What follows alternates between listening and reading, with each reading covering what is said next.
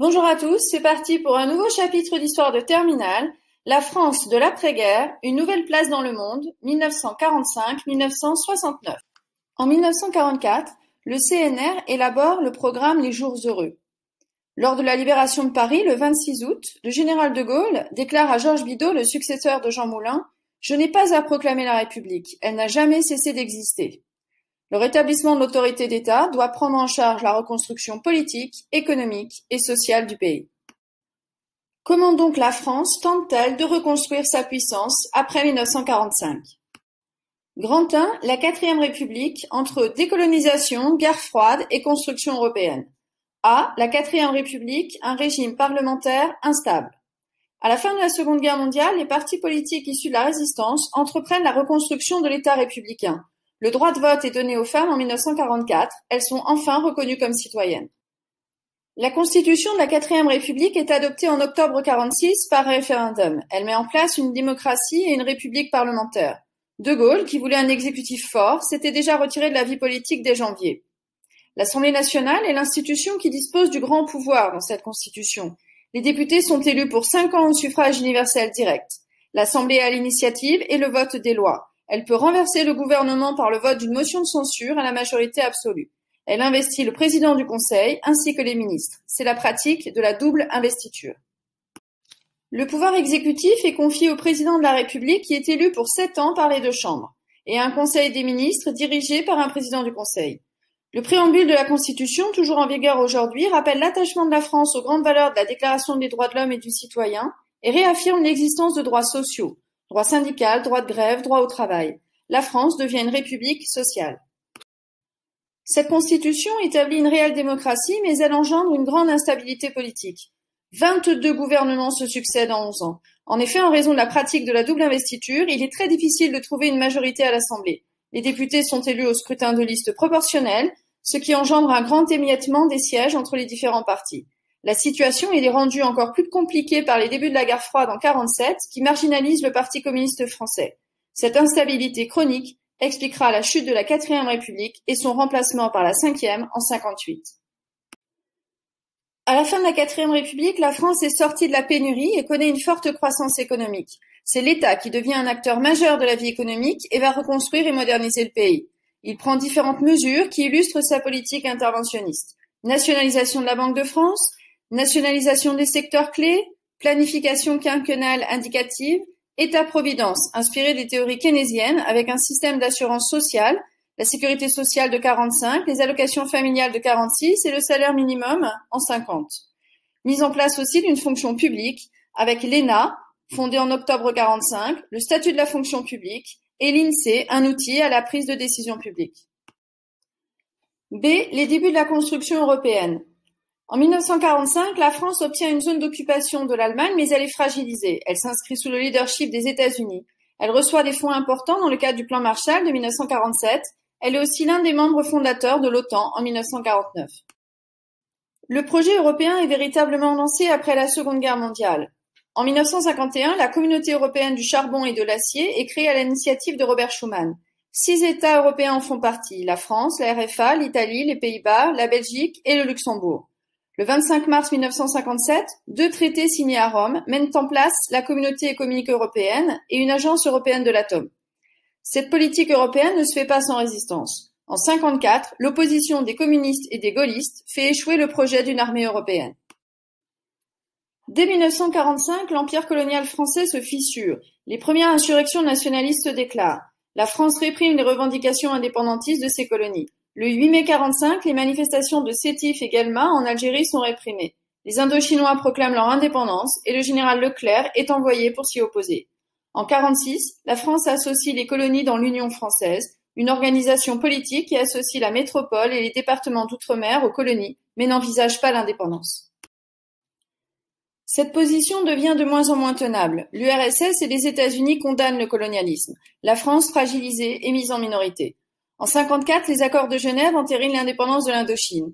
En 1956, c'est l'indépendance du Maroc et de la Tunisie, et la loi cadre de fer encourage l'autonomie des colonies.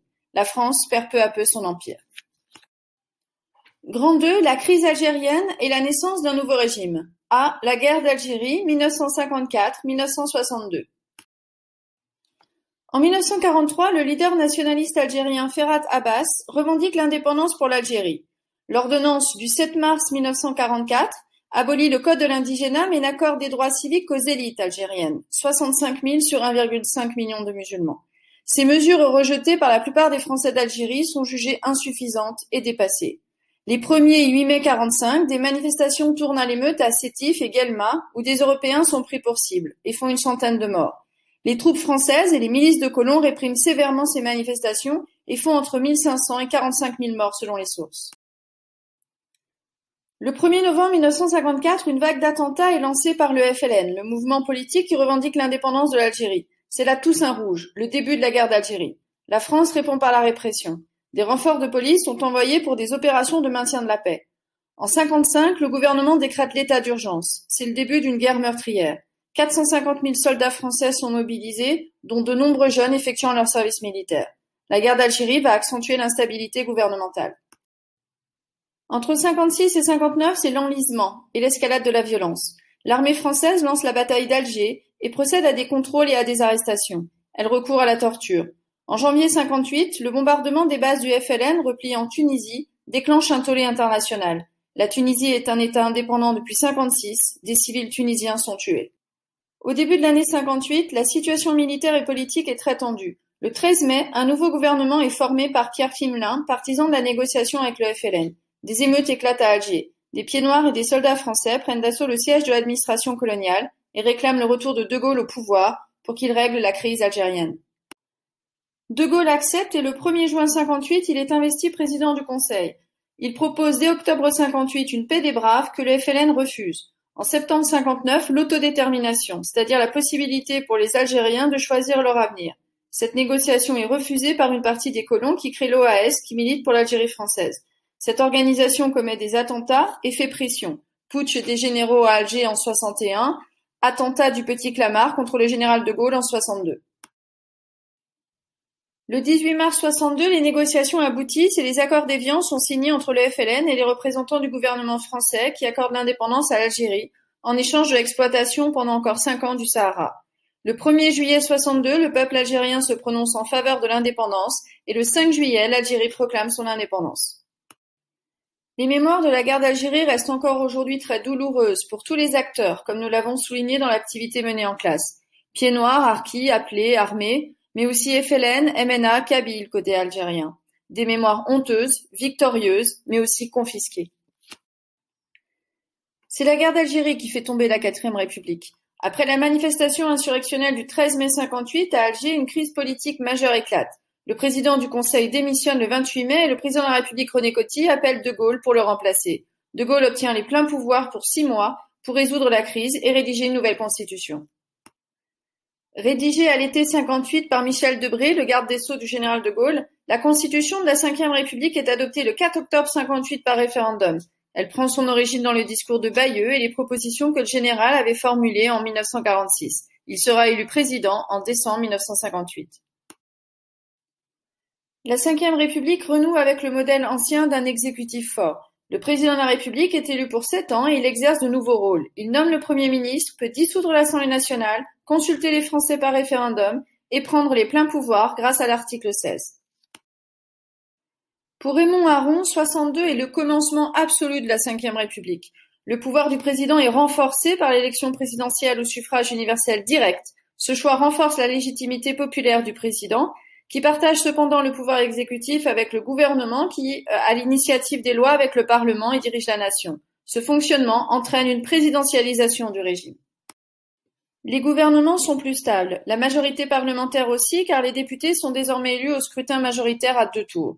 Le gouvernement peut faire adopter un texte de loi sans le faire voter par les chambres grâce à l'article 49.3.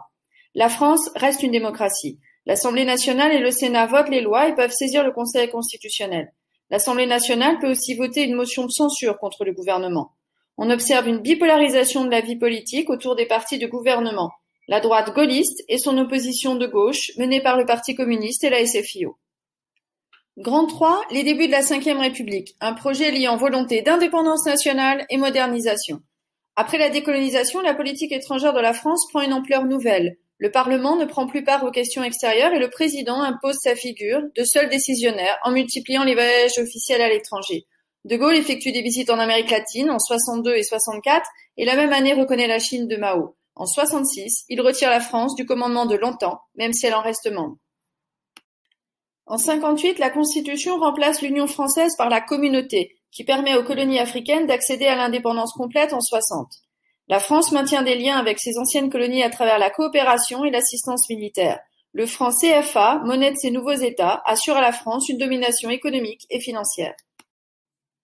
Le général de Gaulle soutient la politique agricole commune et adhère au projet européen. Néanmoins, il n'accepte qu'une coopération entre États souverains, l'Europe des patries, et refuse l'idée de projets supranationaux. Il privilégie la coopération avec la RFA pour fonder des politiques. Il se rapproche de Konrad Adenauer, le chancelier de la RFA, et signe en 62 le traité de l'Élysée. Il refuse 2 fois l'adhésion du Royaume-Uni, reprochant aux Anglais leur lien privilégié avec les États-Unis et le Commonwealth et leur tentative de fonder une Europe parallèle avec l'AELE pour concurrencer l'Europe des 6.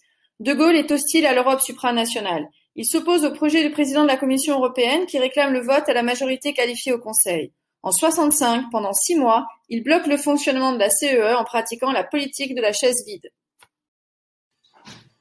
En 58, la France officialise son programme nucléaire, lancé en 54. Il est essentiel pour bâtir une nouvelle puissance de la guerre froide. C'est une illustration de la politique de grandeur et d'indépendance nationale que mène de Gaulle. En 60, la France dispose de l'arme atomique dont les premiers essais ont été effectués dans le Sahara algérien. Pendant les 30 Glorieuses, la prospérité économique permet à l'État de financer de nombreux projets et de grands travaux. L'État encourage les secteurs du tourisme, de l'informatique et de l'aéronautique en investissant par exemple dans le programme franco-britannique du Concorde en 62. La DATAR, créée en 63, doit aménager le territoire de manière cohérente et réduire les inégalités régionales. L'État aménage des villes nouvelles et crée des métropoles d'équilibre. L'État devient aussi un acteur de la vie culturelle avec la création en 1959 d'un ministère de la Culture qui, sous la conduite d'André Malraux, met en place par exemple les théâtres nationaux populaires. Malgré tout, au niveau international, la France ne peut concurrencer les 2 grands et reste une puissance moyenne. En France, la présidentialisation de la Ve République suscite également des oppositions, dont celle de Pierre Mendès France, à l'encontre du général de Gaulle, puis de celle de François Mitterrand. En 67, la gauche progresse aux élections législatives. Elle est soutenue par de nombreux Français qui doivent faire face aux inégalités sociales. En mai et juin 68, le pouvoir est remis en cause. La contestation contre la société endormie et conservatrice se répand chez les étudiants parisiens. Les ouvriers rejoignent le mouvement et se mettent en grève. Le pays est paralysé. Les accords de Grenelle sont signés le 27 mai 68, mais ne résolvent pas la crise politique. Le pouvoir paraît renforcé par une victoire aux élections législatives, mais c'est trompeur. Il est en réalité très fragilisé. En 1969, De Gaulle tente une nouvelle réforme régionale qu'il soumet aux Français par référendum. Elle est rejetée. Le 27 avril 69, Charles de Gaulle démissionne. C'est son Premier ministre qui lui succède. Georges Pompidou poursuit la politique de son prédécesseur, mais accepte l'entrée du Royaume-Uni dans la CEE.